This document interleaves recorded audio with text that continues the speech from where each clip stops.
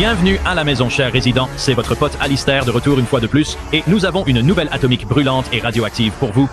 Nous avons enfin une mise à jour concernant l'état de la supernova de Godzilla X Kong, y compris une révélation potentielle d'un nouveau titan qui n'a pas été utilisé dans un ancien scénario de Godzilla. De plus, nous avons un premier aperçu du nouveau combat Godzilla contre Mechagodzilla et ça a l'air incroyable. Restez avec nous pour tout ça et bien plus encore. Bienvenue à Dangerville. N'oubliez pas de vous abonner, faites-le simplement. Je m'adresse aux 70% d'entre vous qui ne sont pas abonnés. Allez, on parle de Godzilla et tout ça, que voulez-vous de plus de ma part? Très bien, parlons d'abord des nouvelles images publiées pour Godzilla The Ride, Great Clash. La nouvelle expérience 4D réalisée par nul autre que Takashi Yamazaki, le papa derrière Godzilla Minus One, donc on a de grands espoirs que ce soit une attraction cinématographique épique.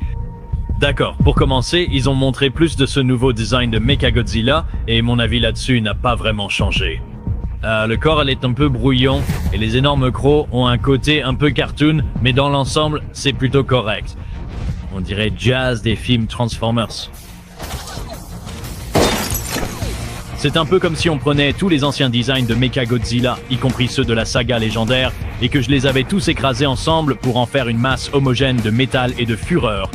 C'est solide dans l'ensemble, mais je parie que ça me plaira de plus en plus en voyant davantage. Ce que je fais dans ces nouvelles images publiées montrant Minus Goji et Mechagodzilla en train de se battre. Maintenant, tout cela semble se dérouler du point de vue du public, qui se trouve à bord de ce véhicule drone, similaire à la voiture que l'on utilise dans l'attraction originale, qui pouvait accueillir 75 passagers. Dans celle-là, vous voliez avec un ballon guidé par des forces extérieures, alors qu'ici, vous semblez avoir le contrôle total de votre véhicule. Le combat commence avec Mechagodzilla, qui attrape Godzilla par le cou et le fait tournoyer sans effort. Godzilla est projeté, envoyant des dizaines de voitures voler vers l'écran. Et puis, bien sûr, on a le plan clé où Godzilla et Mechagodzilla se chargent et tirent leurs rayons thermiques, s'engageant dans un affrontement classique de faisceaux.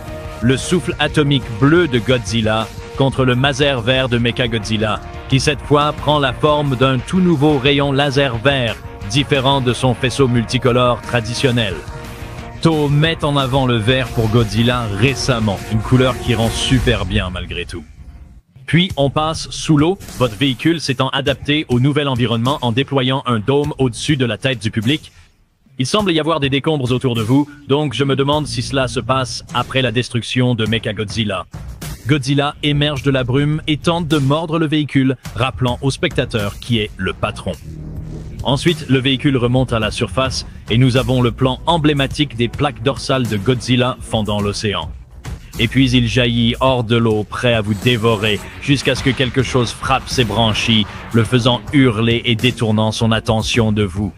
Il semblerait qu'un autre véhicule utilisant la même technologie de drone que vous, potentiellement piloté par un capitaine narrant l'expérience, soit en train de vous sauver la vie vers la fin du parcours.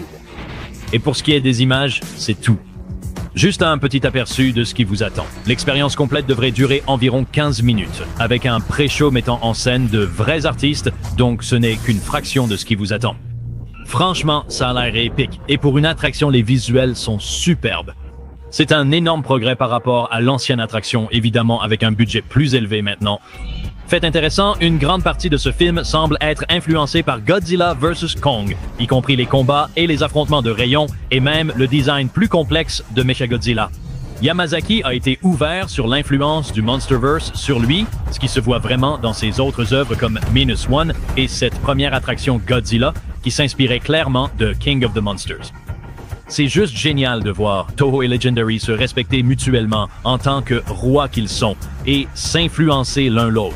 Il y a ce respect mutuel qui permet aux fans d'avoir du contenu Godzilla incroyable des deux côtés. Heureusement, cette attraction sera disponible dans plus de 40 sites internationaux, ce qui signifie que vous aurez plus de chances de pouvoir réellement en profiter.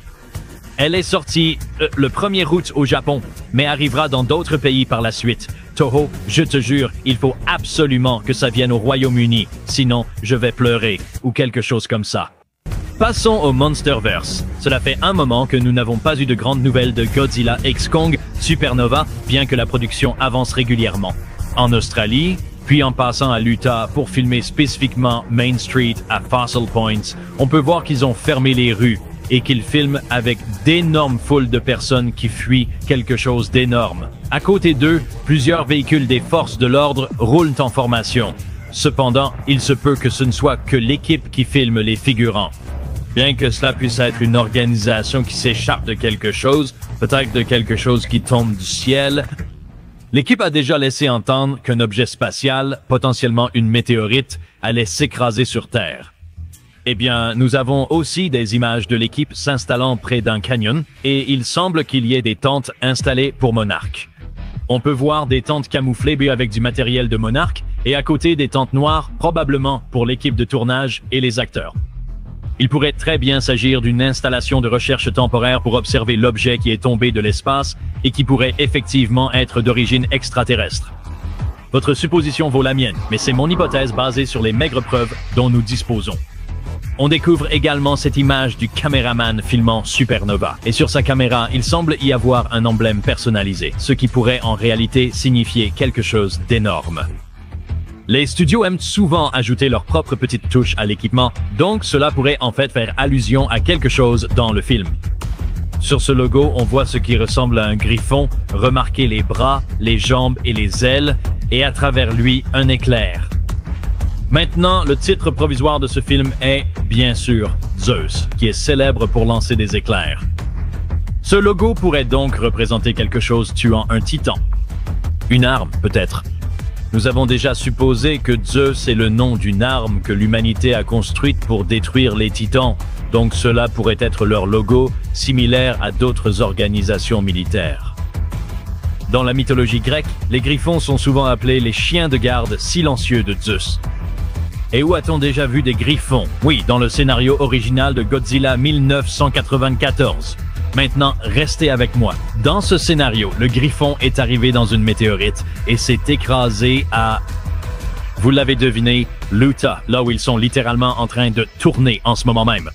Ce logo pourrait-il représenter l'humanité abattant son premier titan, à savoir le griffon, qui fait son apparition après n'avoir pas été utilisé dans ce film de 1994? C'est probablement juste une coïncidence puisqu'ils utilisent sans doute l'Utah comme doublure pour Sedona, en Arizona, mais cela reste une corrélation intéressante malgré tout. Quoi qu'il en soit, je pense qu'ils fuient quelque chose d'extraterrestre, que ce soit sous la forme d'une météorite ou d'un titan inconnu. Je suis également heureux de confirmer qu'ils ont officiellement terminé le tournage, du moins pour la partie principale de la production. Des reprises peuvent encore avoir lieu, mais il ne s'agit que de ça, des plans de reprise qui auront probablement lieu à Londres, en Inde et dans divers autres endroits qui ont été confirmés pour apparaître dans le film.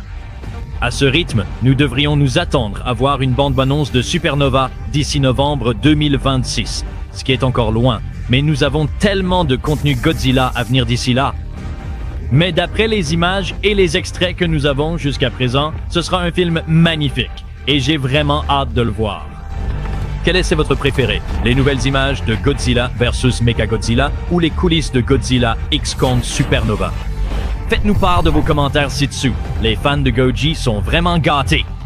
N'oubliez pas de vous abonner et d'écraser le bouton de notification pour devenir un habitant de Duncherville dès aujourd'hui. Et mettez un gros pouce bleu version Kong à cette vidéo. C'était Alistair, à bientôt, chers habitants, dans la prochaine vidéo.